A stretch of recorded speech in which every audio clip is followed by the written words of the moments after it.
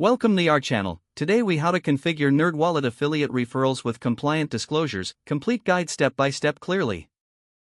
Start by logging into your NerdWallet account. Navigate to the affiliate dashboard.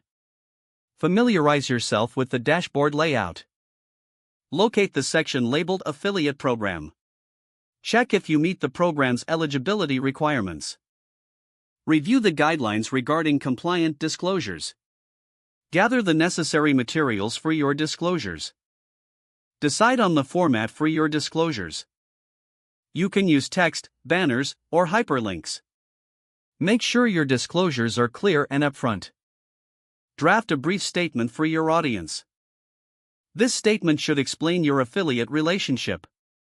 Include phrases such as "I may earn a commission" or "This is a paid link." Place the disclosure near the affiliate link. Ensure it is easily visible to your audience. Next, configure your affiliate links within your content. Use the link generator provided by NerdWallet. Copy the generated affiliate links for use. Insert these links into your website or content. Ensure that all links are functional and direct to the correct pages.